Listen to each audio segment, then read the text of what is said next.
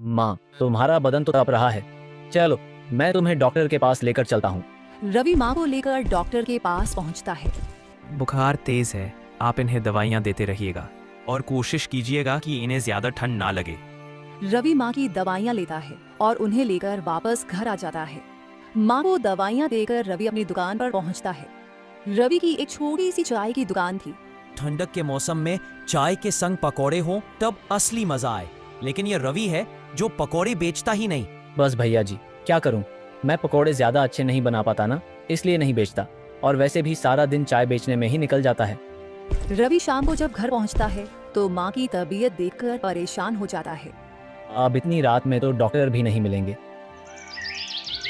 और अगली सुबह फिर रवि माँ को लेकर डॉक्टर के पास पहुंचता है। अब इनकी तबीयत ज्यादा खराब हो गई है, आप आज इन्हें अस्पताल में भर्ती करवा दीजिए। यहाँ रवि अपनी माँ के साथ अस्पताल में होता है तो वहीं दूसरी तरफ उसकी चाय की दुकान के बगल में ही सोहन अपना एक चाय पकौड़े का ठेला लगा लेता है। रवि के ना होने पर ग्राहक चाय पीने सोहन के ठेले पर चले जाते हैं और उन्हें उसकी चाय अच्छी भी लगती है। चाय बढ़िया है। आप लोग रोज आया कीजिएगा, आपको मेरे पास चाय के साथ साथ स्वादिष्ट पकौड़े भी मिलेंगे। जरूर आएंगे। इधर सोहन के पास ग्राहक आने लगते हैं और उधर रवि का सारा दिन अस्पताल में निकल जाता है।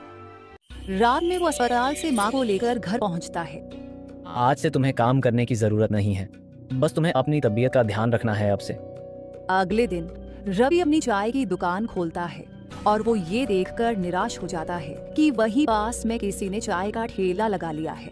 न जाने ये किसने अपना ठेला लगा लिया, और ये तो चाय के साथ साथ पकौड़े भी बेच रहा है। कहीं इसकी वजह से मेरे ग्राहक ना कट जाए। थोड़ी देर में ही ग्राहक चाय पीने आ जाते हैं और वो रवि से सोहन की तारीफ भी करते हैं। कल हमने उस नए ठेले वाले के यहाँ चाय पकौड़े खाए थे। वाह, क्या चाय पकौड़े थे। आप तुम हमारे लिए चाय बनाओ, तब तक मैं उस लड़के से पकौड़े ले आता हूँ। अभी ये लोग उससे सिर्फ पकौड़े ले रहे हैं, लेकिन कुछ दिन बाद ये उसी के यहाँ चाय पीने लगेंगे। और इससे पहले कि मेरे सारे ग्राहक उसके पास चले जाएं, मैं भी कल से पकौड़े बेचने शुरू कर दूंगा। इसलिए अगले दिन से ही रवि भी अपनी दुकान में चाय के साथ साथ पकोड़े बेचने लगता है। लेकिन लोगों को उसके पकोड़े नहीं पसंद आते। भाई रवि, बुरा मत मानना, लेकिन तुम्हारे पकौड़े उस ठेले वाले के पकौड़े के आगे बिल्कुल फीके हैं। हाँ, उसके पकौड़े बहुत ही स्वादिष्ट है, इसीलिए पकौड़े हम उसी के यहाँ से खाया करेंगे। अब रवि और सोहन दोनों की दुकानों पर लोग आने लगे थे और इस वजह से रवि परेशान रहने लगा था। वो अपनी माँ का भी ध्यान नहीं रख पा रहा था और एक दिन उसकी माँ की तबीयत ज्यादा बिगड़ जाती है। क्या हुआ माँ? बहुत बदन दर्द हो रहा है, ऐसा लग रहा है जैसे बुखार बढ़ रहा हो। तुम्हें फिर से बुखार आ गया? पता नहीं बेटा, क्या हो गया है शरीर को। जैसे तैसे रवि की रात कटती है और अगली सुबह ही वो माँ को लेकर अस्पताल पहुँचता है। मैंने आपको पहले भी समझाया था कि इनकी तबीयत ज्यादा खराब हो सकती है, आपको ध्यान रखने की जरूरत होगी। अब बेहतर यही होगा आप इन्हें अस्पताल में भर्ती करवा दीजिए। रवि डॉक्टर की बात मानकर अपनी माँ को अस्पताल में भर्ती करवा देता है। रवि अस्पताल में माँ का ध्यान रखने में व्यस्त होता है।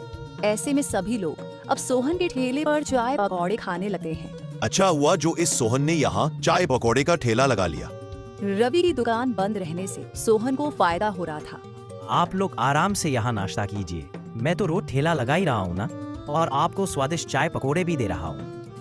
रवि माँ का अच्छे से इलाज करवाता है और हफ्ते भर बाद रवि अपनी माँ को अस्पताल से घर ला रहा होता है।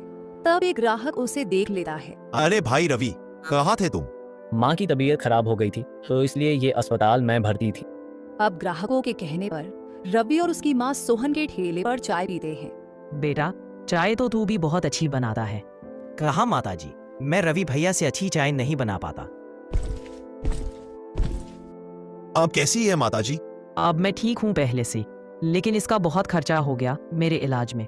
ऐसी बात करती हो माँ, ये सब तुम्हारा ही तो है। अब थोड़ी देर सब बातें करते हैं और फिर रवि और उसकी माँ घर आ जाते हैं। रवि घर पर काम को लेकर बहुत चिंतित होता है। इतने साल इतनी मेहनत के बाद मैं वहाँ अपनी दुकान जमा पाया था, लेकिन 15 दिन में ही उस लड़के ने मेरे आधे ग्राहक काट लिए। रवि बिना किसी उम्मीद के मायूस मन से अगले दिन अपनी दुकान पर पहुँचता है। अब भगवान कृपा से मेरी दुकान अच्छी चले, हे भगवान सब अच्छा कर दीजिएगा। तभी सोहन भी अपना चाय पकौड़े का ठेला लगा लेता है और आज सभी ग्राहक रवि की जगह सीधे सोहन के पास चले जाते हैं। अरे भाई सोहन, ला एक कप चाय और पकौड़े दे दे। पकौड़े तो मैं आपको दे दूंगा, लेकिन चाय आपको रवि भैया के यहाँ से लेनी पड़ेगी। सोहन के कहने पर लोग रवि से चाय लेते हैं और सोहन से पकौड़े, जिस वजह से रवि को थोड़ी राहत मिलती है।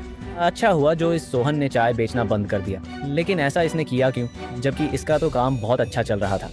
सोहन ने ऐसा क्यों किया, ये बात भी रवि को अंदर ही अंदर सताई जा रही थी और शाम होते ही वो ये बात रवि से पूछता है। सोहन, हाँ रवि भाई। अचानक से तुमने चाय बेचना बंद क्यों कर दिया? अरे भैया जी, अगर मैं चाय बेचूंगा तो फिर आप क्या बेचोगे? वैसे भी आप कल जब अपनी माँ का इलाज करवाकर उन्हें लेकर आए, तब मुझे समझ आया कि आपके ऊपर कितनी जिम्मेदारी है। लेकिन इससे क्या फर्क पड़ता है? मैं अपने बूढ़े पिताजी के साथ रहता हूँ।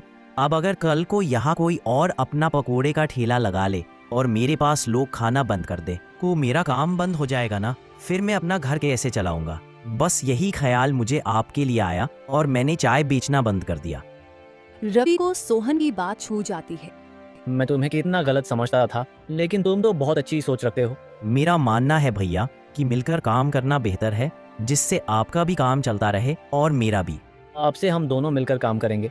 तुम ये ठेला मेरी दुकान के बाजू में लगाया करना, फिर मैं चाय बेचूंगा और तुम पकौड़े। ठीक है भैया। अब अगले दिन से ही एक ही जगह पर रवि चाय बेचता और सोहन पकौड़े, और वो दोनों बड़े प्रेम से मिलकर रहते।